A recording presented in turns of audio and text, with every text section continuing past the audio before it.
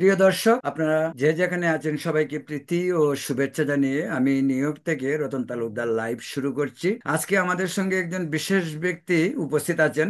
পূর্বেও আমাদের শোতে তিনি এসেছিলেন। তিনি শীতাংশু গুহ, ভীষণ পরিচিতি আমাদের এই কমিউনিটিতে এবং বলতে গেলে ওয়ার্ল্ড ওয়াইড। লেখালেখি করেন, মানবাধিকার নিয়ে কাজ করেন। আমার প্রথম প্রশ্নটা এরকম যে তিনি সম্প্রতি ক্যালিফোর্নিয়া গিয়েছিলেন, লস অ্যাঞ্জেলসে একটি সেমিনারে, সংখ্যালঘু বিষয়ক একটি সেমিনারে জয়েন করতে গিয়েছিলেন। সেই সেমিনারটিতেও বিশেষভাবে আরেকজন ব্যক্তি উপস্থিত ছিল, যাকে আমরা নিউ ইয়র্কে বা আমেরিকায় বলি যে বাংলাদেশি বিলোনিয়ার, ডক্টর কালী প্রদীপ চৌধুরী। সংক্ষেপে ওনাকে কেপিসি বলেই বেশি পরিচিত। তিনি কেপিসি গ্রুপের প্রতিষ্ঠাতা। তো আমি শীতাংশু গুহের কাছে জানতে চাইছি যে আপনাদের এই সেমিনারের বিষয়বস্তু এবং সেমিনারের কি ধরনের আউটকাম সেটা জানতে চাচ্ছি। থ্যাংক ইউ আরটি লাইভ এবং দর্শকদের সবাইকে থ্যাংক ইউ।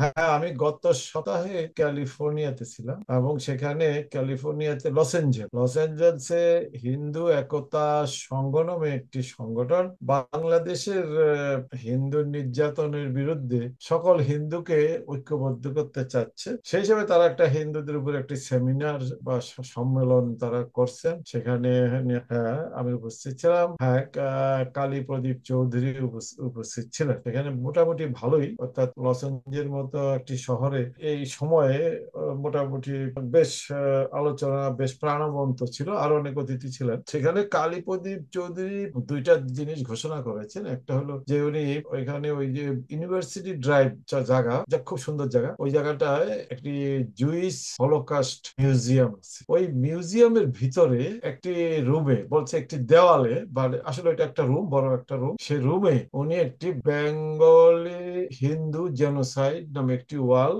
অলরেডি স্টার্ট হয়েছে। অর্থাৎ ওয়ালটা নেওয়া হয়ে গেছে এবং এখন ওইখানে আর্টিফ্যাক্টস বা এইসব জিনিসগুলি আস্তে আস্তে বসতেছে।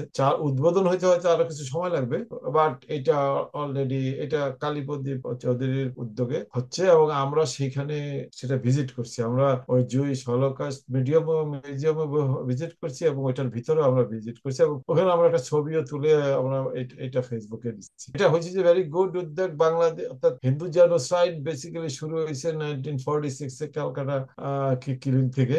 তারপর নোয়াখালী কিলিং, এরপর কিলিং চলতেছে। এর ডকুমেন্টেশন একটা থাকুক। অনেক জায়গায় ডকুমেন্টেশন হচ্ছে এখন, বাট এটা একটা ডকুমেন্টেশন রাখার জন্য এবং আমেরিকার বা ডেমোক্রেটিক ওয়ার্ল্ডকে, ওয়েস্টার্ন ওয়ার্ল্ডকে জানানোর জন্য মূলত এটা। আরেকটা জিনিস উনি করছেন বাংলাদেশে, যে এই হিন্দু নির্যাতনের বিরুদ্ধে এই বিভিন্ন সময়ে তিনি বিভিন্ন গ্রুপকে হেল্প করেন। তো উনি একটি বলছে যে উনি একটি ফান্ড গঠন করবেন। আপাতত উনি $50,000 দেবেন। $50,000 দিয়ে ফান্ডটা ওপেন হবে এবং ফান্ডটা যখন $100,000 হবে উনি আরো $100,000 দেবেন। এইভাবে যতই বাড়বে উনি সেই পরিমাণ অর্থ দেবেন আর কি। এটা অবশ্যই এটা ভালো উদ্যোগ এই কারণে যে উনি শুধু নিজে টাকা দিয়ে বলতেছেন না তোমরা খরচ করো, উনি বলতেছেন আমি টাকা দিলাম, তোমরা এবার টাকা তুললে এটার মধ্যে 10 টাকা 5 টাকা করে এটার মধ্যে দাও, আমি ইনিশিয়ালটা আমি দিচ্ছি ফান্ডটা। এই দুইটা জিনিস উনি এবার ওখানে ঘোষণা করছেন এবং এবং এই দুইটা জিনিসই বেশ হাইলি অ্যাপ্রিসিয়েট হয়েছে সবখানে। কিন্তু এখানে আপনাকে একটু থামাই আমি, সেই জন্য যে উনি একটা ভিডিও দেখলাম আমি, যে ভিডিওতে তিনি বলতেছেন যে বাংলাদেশের হিন্দুদের জন্য আলাদা ভূমি বাংলাদেশের ভিতরেই। এই ধরনের কোনো ঘোষণা উনি করেছেন? আর করে থাকলে বাংলাদেশের বাস্তবতায় এটি কতটুকু অ্যাকসেপ্টেবল মনে করেন আপনি? এইটা বিষয়টা হলো যে বাংলাদেশে যখন হিন্দুরা অতিষ্ঠ হয়ে গেছে, আসলে অতিষ্ঠ হইতে হয়েছে অনেকেই। এখন ধরেন মানে আমরা দিল্লিতে প্রেস কনফারেন্স করে বলছি যে দেশের ভিতরে প্রোটেক্ট জোন করতে হবে, অর্থাৎ সবকিছু হিন্দু এলাকায় সবকিছু হিন্দুরাই থাকবে, but within the frame of Bangladesh. উনি ওইরকম কিছু একটা মেন করছেন আর কি। বাট বক্তৃতা যখন দেয় তখন তো অনেকে অনেক কথা বলে। বাট হ্যাঁ, হিন্দু ল্যান্ড এখন বেসিক্যালি বাংলাদেশের হিন্দুরা, আপনি যদি প্রাইভেটলি বলে যে হ্যাঁ আমরা এইভাবে এইভাবে আমরা জাস্ট 54 বছর আগে আমরা 19.7% ছিলাম, এখন আমরা 7.95 হচ্ছে। অর্থাৎ এটা এটা জেনোসাইড। এই জেনোসাইড বন্ধ করার জন্য কোনো গভর্নমেন্ট আজ পর্যন্ত কোনো ব্যবস্থা নেয় নাই, বা হিন্দুদেরকে রক্ষা করার জন্য কোনো গভর্নমেন্টই কোনো পদক্ষেপ নেয় নাই। That includes Awami League government এবং ইউনূস গভর্নমেন্টের আমলে অত্যাচার তখন তুঙ্গে আর কি। তো এই এখন অনেকেই এই কথা বলতেছে, বাট এগুলি জাস্ট কথার কথা আর কি। বাট বিষয়টা এটা যে হিন্দুরা এটা চিন্তা করতেছে যে we must have something so that আয়সা আমাদের উপরে ঝাঁপাইয়া পড়তে না পারে কোনো কোনো কারণ ছাড়া, যেটা অভয়নগরে হলো এর কোনো অর্থ নাই। হ্যাঁ, উনি আলোচনায় ওইরকম একটা কথা বলছেন যে মনে হয় যে আমাদের কোনো, বাট আমরা যেটা ওইটার মেন করছি যে যেটা আমরা বলছি যে protected zones, that is to some extent হিন্দুদের জন্য দেশের ভিতরেই হিন্দুরা এক জায়গায় থাকবে। অনেকগুলি পকেট থাকতে পারে, 10টা পকেট থাকতে পারে, যেমন গোপালগঞ্জে একটা থাকতে পারে, বরিশালে একটা থাকতে পারে, চিটাগাং একটা থাকতে পারে, ফেনীতে একটা থাকতে পারে, রংপুরে একটা থাকতে পারে। এটা কি আমেরিকার যে ইন্ডিয়ানদের অরিজিনাল আমেরিকান যারা তাদেরকে রিজার্ভেশনের যে ব্যবস্থা করা হয়, এটা কি এই টাইপের রিজার্ভেশনের কথা বলছেন? হ্যাঁ, বেসিক্যালি আমেরিকাতে আছে, ইন্ডিয়াতেও আছে বিভিন্ন ট্রাইবাল জন্য, যেটা পার্বত্য চট্টগ্রামের বৌদ্ধদের জন্য থাকার কথা ছিল। তো সেটা তো পার্বত্য চট্টগ্রামের চাকমা বা বিভিন্ন জাতি গোষ্ঠী আছে, তাদের জন্য থাকার কথা ছিল। তো সেখানে তো ধরেন বাংলাদেশ গভর্নমেন্ট বাইরের লোক নিয়ে ওইখানে ঢুকে সেটাকে, ওরা ছিল ইভেন 1947-এ ওইখানে 98% ছিল আদিবাসী। এখন তো ওরা হয়ে গেছে, মাইনরিটি হয়ে গেছে, এবং না, গভর্নমেন্ট কিন্তু আমি ওদের কিন্তু আমি বলছি যে আদিবাসীদের প্রসঙ্গটা এখানে না নি। এই যে রিজার্ভেশনের কথা বলছেন, বাংলাদেশের হিন্দুরা মূল স্রোতের লোক, দেশের নাগরিক, মুক্তিযুদ্ধ করছে, তো আজকে তাদেরকে রিজার্ভেশনে একটা বিশেষ এরিয়াতে রাখা, এটা কি তাদের জন্য গ্লানি নয়? না না, বিশেষ এরিয়াতে না, তারা যেখানে আসে সেখানেই থাকবে। যেখানে ধরেন অত সেখানে কোনো ধরেন মুসলিম, সেখানে কোনো মুসলিম থাকবে না নাকি? মুসলিম যদি থাকে, ওখানে যে মুসলিম আছে সে তো আর মানে ওখান থেকে চলে যাবে না। বাট যে এলাকাগুলিতে যেমন এখন কোন কোন এলাকাগুলিতে আক্রমণ হচ্ছে, অভয়নগরে আক্রমণ হচ্ছে কেন? সেখানে ফার্স্ট হিন্দু এলাকা আছে, ধরেন 100 ঘর একসাথে হিন্দু আছে। এই অর্থাৎ আপনি যদি খেয়াল করে থাকেন, বাংলাদেশে সেই সব এলাকাগুলিতে এখন হিন্দুদের উপরে মব অ্যাটাক হচ্ছে, ইসলামী মৌলবাদী জঙ্গির অ্যাটাক করছে। যেসব এলাকায় হিন্দুরা, সেটা নাসিরনগর বলেন, সাল্লা বলেন, এখন অভয়নগর বলেন, রংপুরের ওই জায়গাটা বলেন, সব এগুলি হিন্দু অধ্যুষিত এলাকা। এই এলাকাগুলিকে ভাঙ্গার জন্যই মৌলবাদী শক্তি প্ল্যান করে, এবং গভর্নমেন্ট এখানে এটাকে বলে পার্টনার, গভর্নমেন্ট এখানে পার্টনার, অর্থাৎ এইগুলি ভাঙ্গার জন্যই গভর্নমেন্ট এটা করতেছে। পাল্টাই আমরা বলতেছি যে যে না, এই এলাকাগুলিকে হিন্দুদের ইয়েতে নিয়ে চলে আসতে হবে। এখানে হিন্দু পুলিশ থাকবে, হিন্দু ম্যাজিস্ট্রেট থাকবে, হিন্দু মিলিটারি থাকবে, সব হিন্দু। আমরা দেশের বাইরেও কিছু চাইতেছি না, আমরা দেশের আইন আপনি করে দেখেন না। বাংলাদেশের একটা জিনিস আপনি খেয়াল করেন, এরকম কোন জায়গা যদি হয়, ধরেন আমরা যদি সব চিরাঙে থাকবে, তাহলে চিরাঙে কোনো অপরাধ থাকবে না, জিরো না থাকলে একেবারে লিস্ট অপরাধ থাকবে। কাজেই আমরা তো শান্তিপ্রিয়, হিন্দুরা শান্তিপ্রিয়, তারা তো ঝগড়া করতে যায় না। আজ পর্যন্ত বাংলাদেশের ইতিহাসে কোনো হিন্দু কি একটা মসজিদে একটা ঢিল মারছে, একটি মারে নাই। কিন্তু আমার মন্দির তো প্রত্যেকদিন ভাঙছে, আজকে ভাঙছে সীতাকুণ্ডের মন্দির, এবং সেখানে জমি দখল করে আচ্ছা, এই নিতেছে। মন্দির প্রসঙ্গে পরে আসছে। আপনাকে এই ক্যালিফোর্নিয়া নিয়ে আরেকটি প্রশ্ন, সেটা হলো প্রিয়া সাহা। জানেন, খুব আলোচিত সমালোচিত ব্যক্তি। দীর্ঘদিন উনি এখানে বসবাস করছেন যে প্রবাসী হয়ে। তিনি প্রথম টার্মে ডোনাল্ড ট্রাম্পের পাশে গিয়েছিলেন, হিন্দুদের সংখ্যালঘুদের ইস্যু নিয়ে কথা বলেছেন। অনেকেই বলছেন তিনি কিছু অতিরঞ্জিত কথাও বলেছেন। এই প্রিয়া সাহা ছিল ক্যালিফোর্নিয়াতে, তার ভূমিকাটা কি, তার বক্তব্যটা কি? প্রিয়া সাহা ছিলেন ওখানে অতিথি হিসাবে, আমি ছিলাম অতিথি হিসাবে, কালীপ্রদীপ চৌধুরী তো অবশ্যই প্রধান অতিথি, আমাদের নিউ ইয়র্কের আরেকজন প্রিয়তোষ দে ছিলেন।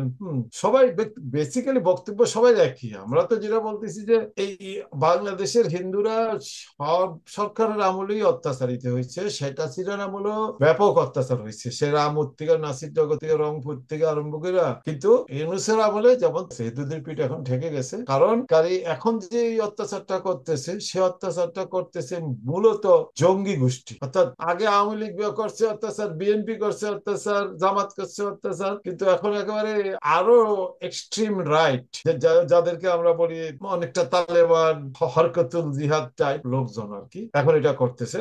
এখন এটা দুইটা, একটা হলো স্বাধীনতা বিরোধী শক্তি ব্যাপকভাবে হিন্দুদের উপর অত্যাচার করতেছে, আর 2 নম্বর হলো যে এইবারকার ইয়েটা যেমন মানে সিভিয়ারিটিটা খুব বেশি আর কি অত্যাচারের। আচ্ছা, এই সুতরাং জন্য সুতরাং আপনি একটা একটা খুব জিনিস আমার খুব জানার কিউরিওসিটি, মানে এটা জানতে চাই। এটা হয়তো আপনি যেহেতু এই কমিউনিটির এই সংখ্যালঘু ইস্যু নিয়ে অনেক কাজ করেন, প্রিয়া সাহার সঙ্গে আপনার একটা খুব ঘনিষ্ঠতা, এটা আমাকে অনেকেই বলে। প্রিয়া সাহার হাজবেন্ড দুদুকের সেকেন্ড ম্যান হিসাবে কাজ করে গভর্নমেন্টে, শেখ হাসিনা গভর্নমেন্টেও ছিল, এখনেও আছে। তো ওই প্রিয়া সাহার হাজবেন্ড যদি দেশে এত বড় পদে থাকে, তাহলে ওনার সমস্যা, ওনাকে এক্সাইলে থাকতে হবে কেন? তো ওনার তো এক্সাইলে, এই বিষয়টা একটু ক্লিন করবে। এটাকে তো অনেকেরই প্রশ্ন যে তার হাজবেন্ড দুদুকে দুদকে কাজ করেন। দুদক সেকেন্ড ম্যান হিসাবে এই মলয় সাহা বলে পরিচিত, আমি তাকে চিনি না। এই ইস্যুটা উনি সাফারার, উনি কোথা থেকে ভিকটিম হলেন? উনার হাজবেন্ড তো গভর্নমেন্টে কাজ করছেন, তো উনি কি ধরনের অ্যাডভান্টেজ নিতে চান? আপনি বিষয়টা যদি প্রিয়া সাহা যখন ডোনাল্ড ট্রাম্পকে প্রথম দফায় 38 সেকেন্ডের একটি ভিডিওতে উনি বলছিলেন যে 37 million of Hindus are missing from Bangladesh, উনি একটা ইয়ারটা উল্লেখ করেন নাই। আমি বলতেছি যে 50 million Hindus missing from Bangladesh since 1947। এই কথাটা আমরা, যেহেতু উনি ট্রাম্পের কাছে বলছেন, এই জন্য তখন সব পুরা গভর্নমেন্ট আপসেট হয়ে গেছে। এবং বেসিক্যালি ধরেন আমি একটা কথা বলি, ওই টাইমে যদি প্রিয়া সাহা দেশে ফিরে যাইতো আর কি, তাহলে প্রিয়া সাহা শুধু ফিজিক্যালি ইয়ে হইতো না, ফিজিক্যালি ইসের পরে ওনাকে মেরেও ফেলা হয়, কারণ সেখানে মন্ত্রীরা তার বিরুদ্ধে বলছে। এবং সেখানে আমাদের এই যে এখন এখন জেলে আছে এই যে সিলেটের কি ব্যারিস্টার, কোর্টে মামলা, রাষ্ট্রদ্রোহী মামলাও দিছিলেন। তো অর্থাৎ এক একজনের জিনিসটা এক এক ভাবে না, দেয়, এক এক ওইটা তো ভাবে ওইটা দেয়। তো ওইটা তো আপনি গ্যাস করতেছেন, কিন্তু ওটা মারে ফেলা হয়তো, যাই কিছু করা হয়তো, তার জানি তখন খুব লোকজন খুব ইসে ছিল, উত্তেজিত ছিল। কিন্তু তখন হাসিনা গভর্নমেন্ট বা আজকের ইউনুস গভর্নমেন্ট, তার হাজবেন্ডের তো কিছু হয় নাই। তার হাজবেন্ড দিব্যি বহাল তবিয়তে সেখানে আছেন। সেই কথাটাই বলছে তো, তার হাজবেন্ড যদি বহাল তবিয়তে থাকে এবং উনি ওখান থেকে টাকা পাঠায়, তার ওখানে এই টাকা উনি এখানে চলে, উনার দুই মেয়ে পড়াশোনা করে, উনার মেয়ে বিয়ে হয়েছে, সেই টাকা মলয় বাবু নিজেও আসছে। আমি বললাম যে এটা খুব সারপ্রাইজ লাগে যে একজন ব্যক্তি দেশে তার প্রবলেম, আবার তার দেশের হাজবেন্ড, আবার তার খুব মানে সরকারের, দুই সরকারের আশ্চর্যজনক ভাবে দুই সরকারের আমলেই উনি কাজ করতেছেন। যাই হোক, আমি বুঝতে পারছি আপনার এই বিষয়টা, আমি এই প্রসঙ্গটাকে আর কথা বলতে চাচ্ছি না। আমি ক্যালিফোর্নিয়া নিয়ে আপনি যেটুকু বললেন, থ্যাংক ইউ, ধন্যবাদ। এখন আপনাকে যেটা আমি জানতে চাই সেটা হলো যে অভয়নগর নিয়ে যে ঘটনাটা ঘটেছে, 18টি বাড়িতে আগুন জ্বালানো হয়েছে এবং লুটপাটও হয়েছে। আজকে বোধহয় আপনারা নিউ ইয়র্কে যে জ্যাকসন হাইট, আমরা নিউ ইয়র্কে বাংলাদেশিদের রাজধানী বলে খ্যাত, সেই জ্যাকসন হাইটের ডাইভার্সিটি প্লাজায় আপনারা আজকে একটা অনুষ্ঠান করছেন, বিক্ষোভ। সেই প্রতিক্রিয়াটা কিরকম? আজকে, হ্যাঁ, আজকে ইউনাইটেড হিন্দুস আমাদের এখানে এখন বেসিক্যালি সকল সংগঠনকে নিয়ে গঠিত, তারা এটা আজকে ডেকেছিলেন। আমি সেখানে বক্তৃতা দিছি এবং আমার বক্তৃতার মূল এটাই ছিল যে চিন্ময় কৃষ্ণ দাস প্রভুকে ছাড়ে নাই ইউনূস সরকার, তার বিরুদ্ধে একটি মিথ্যা মামলা ছিল এবং মিথ্যা মামলা তাকে আটকানো যাবে না দেখে আরো 4টা মামলা তার বিরুদ্ধে দিয়েছে, সবগুলি সবগুলি ভুয়া। কিন্তু ইউনূস সরকার তাকে ছাড়বে না, কারণ তাকে ছাড়লে ইউনূস সরকারের বিপদ আছে। কিন্তু এই জন্য ইউনূস সরকার যখন ছাড়বে না, আমার বক্তব্যটা ছিল তাহলে আসুন আমরা সবাই মিলে দেশবাসীকে আহ্বান জানাইছি ইউনূস সরকারের পতন ঘটাই। এবং এটা ঠিক যে বাংলাদেশের মানুষ তখন ইউনূস সরকার চায় না। হ্যাঁ, অভয়নগরের বিরুদ্ধে আজকে এখানে এখানে অনেক লোক হয়েছিল আজকে, কারণ এটা তো মনের ব্যথা। এটা কেউ যেমন আমাকে কেউ ফোন দেয় না, কিন্তু আমি তারপরে গেছি যে ওকে এটা আমার দায়িত্ব, সবাই তার দায়িত্ব ভাববে আজকে এখানে গেছে, যার জন্য অনেক মানুষ গেছে। প্রায় সকল মন্দির, সকল সংগঠনের নেতৃবৃন্দ সেখানে উপস্থিত ছিল, প্রেসও ছিল। যেহেতু অভয়নগরের ঘটনাটি ধরেন বাংলাদেশের কোন প্রেস একটা লাইনও ছাপায় না, হুইচ ইজ মোস্ট আনফরচুনেট। না, না, তারপরে ওইটা ওইটা ওইটা তো ঠিক না। বাংলাদেশে আমি 3-4টা কাগজে দেখছি, প্রথম আলো এই রিপোর্টটা, প্রথম আলোতে আসছে, এই রিপোর্টটা করার পরে আমি একটা ভিডিও করছি। বাংলাদেশের প্রথম আলোতে আসছে, বাংলাদেশের সংবাদে আসছে, বাংলাদেশের ইত্তেফাকে আসছে, বাংলাদেশের ইসেতে যে কি বাংলাদেশ প্রতিদিনে আসছে, ওটা আসছে, আসেনি একেবারে ঠিক এটা না। এটা হলো ঘটনা আসে নাই, যখন একজন কর্মকর্তা সেখানে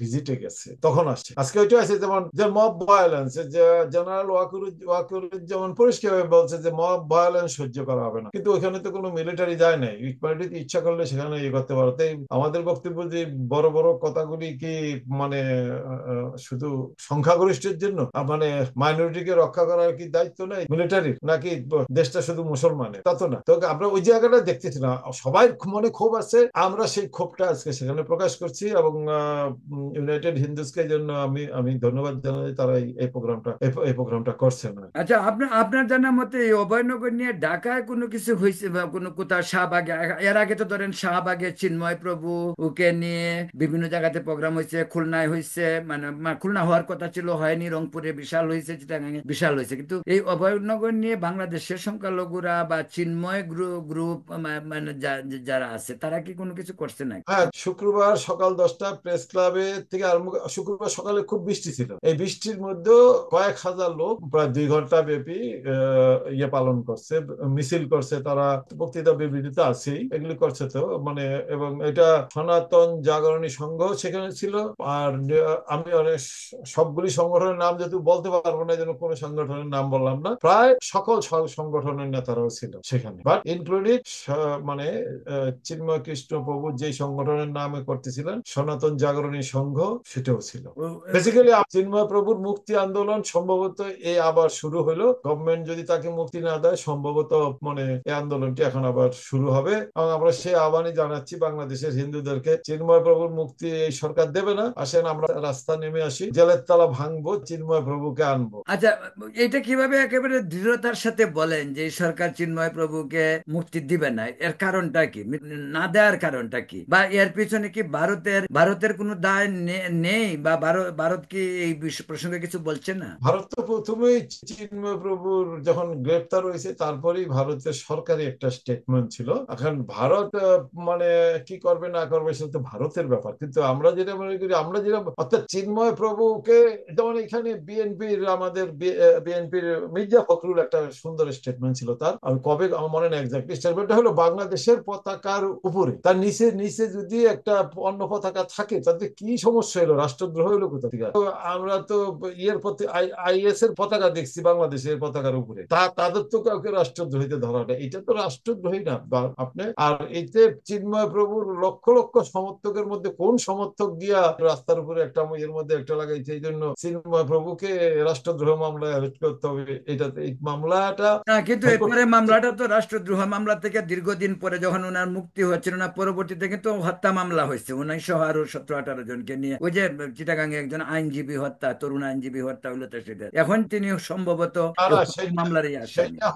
সেটা হয়েছে যখন এই মামলাকে আটকানো যাচ্ছে না, হাইকোর্ট তাকে জামিন দিয়ে দিয়েছিল উইদিন 3 আওয়ার্স। সেটার পরে, রাইট, হ্যাঁ। তারপরেই এই ওই আলিফ, ওনার নাম হলো মারা গেছে। আমি বারবার বলছি ওই ঘটনা দুঃখজনক, এবং ঘটনাটা পরিকল্পিত ভাবে ইসলামী মৌলবাদী শক্তি জামাত ঘটাইছে তাকে আটকানোর জন্য। আবার একটা কথা হলো যে উনি তখন জেলে, ওনাকে তো এই মামলায় ফাঁসানো যায় না। হ্যাঁ হ্যাঁ, হুকুমের আসামি করা যায়, বাট এই মামলা তো তাকে আটকানো যাবে না। এই জন্যই তাকে একটা না, তাকে তার বিরুদ্ধে আরো 4টা মামলা ইয়ে করছে। এবং এবং আমাদের কোর্টও এখন এরকম যে, যেমন কোর্টের প্রধান বিচারপতি বলছেন রাজাকার আজহারকে যেভাবে ফাঁসির দণ্ড দেওয়া হয়েছিল সেটা নাকি খুব খারাপ একটা রায় হয়েছিল। আচ্ছা, ওইটা এইটুকু তো এইটুকু এরকমও হইতে পারে, শেখ হাসিনা তো কাউরে গুলি করে মারতে যায় নাই, কিন্তু শেখ হাসিনার বিরুদ্ধে অনেকগুলি হত্যা মামলা, তাই না? তো চিন্ময় প্রভু কাউকে গুলি করতে যায় নাই, কিন্তু তার ফলোয়ার্সরা, তারা মনে করতেছে হয়তো ফলোয়ার্সরা মারছে, এরকম হইতে পারে। আপনি বলছেন ইসলামিক যে জামাত শিবির চক্র, তারা হয়তো সাপোর্টাইজ করার জন্য হইতে পারে, যে সেটা হইতে পারে। যাই হোক, এই প্রসঙ্গ মোটামুটি এখানে ভাবে। সেটা একটা সেকেন্ড শুধু বলে দিই, শেখ হাসিনা রাষ্ট্রীয় ক্ষমতায় অধিষ্ঠিত ছিল, তাকে হুকুমের আসামি বানানো যায়, কিন্তু চিন্ময় প্রভু একজন উনি কে, উনি একজন জাস্ট একজন নতুন একজন নেতা হঠাৎ করে আসছেন, এই জন্য ওনার তো কোনো ক্ষমতাই ছিল না, তাই না? ওনার কাছে এটা তো না এটা কি আছে। এটা কি কখনো আপনার মনে হয় কিনা, এটা একটা গুড কোয়েশ্চেন, এটা বেশ আলোচিত হয়েছে যে চিন্ময় প্রভুকে জেলে রেখে হিন্দুদেরকে একটা মেসেজ দেয়া, রাস্তায় আসলে কিন্তু চিন্ময় প্রভুর অবস্থা হবে, তো ভয়ে অন্যরা যাতে আসে না। না, কিছুটা মেসেজ তো এটা হয়েছে, যার জন্য আন্দোলনটা এখন এতদিন ইয়ে হয়ে গেছিল, চুপ করেছিল যে, বাট শুনেন, হিন্দুদের মেসেজ দেওয়ার আর কিছু নেই, কারণ যদি এইভাবে হিন্দুদের উপরে কনস্ট্যান্ট সরকারের সমর্থনে অত্যাচার হইতে থাকে এবং সরকার যদি ক্রমাগত অস্বীকার করতে থাকে, আমরা এটুকু করতে পারি যে বাংলাদেশের হিন্দুরা আর নীরবে সহ্য করবে না। কাজেই যত তাড়াতাড়ি পারেন একটি বড় সমস্যা সৃষ্টি হওয়ার আগে হিন্দু নেতাদের সাথে বসেন, কথা বলেন।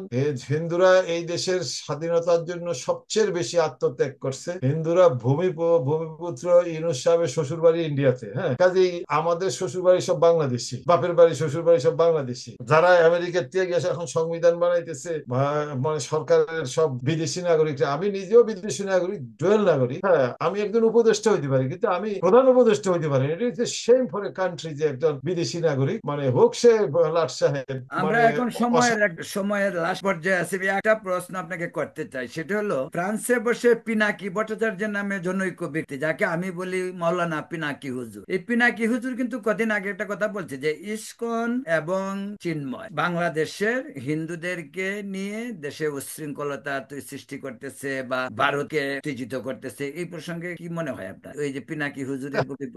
দেখেন, আমার কাছে এটা ভালো লাগে যে বাংলাদেশের লক্ষ লক্ষ মুসলমান একজন ভণ্ড ব্রাহ্মণ পিনাকির ফলোয়ার, সে মেবি আর হিন্দু নাই, কিন্তু তারপরে তো নামটা তো পিনাকি রাখছে, এটা তো খুশির বিষয়। পিনাকি নামের একটা বদমাইশ হিন্দুর মানে লক্ষ লক্ষ মুসলমান ফলোয়ার, তার কিন্তু একজন হিন্দু ফলোয়ারও নেই। হ্যাঁ, কোন হিন্দু তার তারে ফলো করে না, কোনো হিন্দু তারে লাইকও করে না। আবার অনেকেই বলে প্রথম সে ভারতের দালাল সে, অনেকে অনেক, সে তার বাংলাদেশে এটা নিয়ে খুব আলোচিত হয়। ভারতের দালাল তো ধরেন বেসিক্যালি বাংলাদেশে ভারতের দালাল যে হয় সে তো ভাগ্যবান, সে তো হইতে সবাই হয়। ইউনুস যে ভারতের দালাল না তাই আপনি কেমনে বুঝেন? বা সার্জিস আব্দুল্লাহ, যত লোক বেশি, আমাদের আসিফ নজরুল লোকে বলে ভারতের দালাল। আর কথা হচ্ছে ভারতের দালাল বা যার দালালি হোক, হ্যাঁ, এগুলি তো কথায় কথায় লোকে অনেক অনেক কথা বলে, বাট পিনাকি ইভিল এবং আই ডোন্ট নো, বাট ওই যে পিনাকি বলে তুই যদি লম্বা লম্বা কথা কন দেশে গিয়ে দেশে যান না, দেখেন এখন তো আপনার গভর্নমেন্ট আপনার সবকিছু, তো ওই দেশে গেলেও সিকিউরিটি নিয়ে চলতে হবে, আর একলা চলতে পারবে যে দেশে ওই গেলে সে জায়গাটা। জেলে যাবে না, তার বিরুদ্ধে তো অনেক কেস আছে, মার্ডার কেসও আছে তার বিরুদ্ধে, সেও হ্যাঁ, তো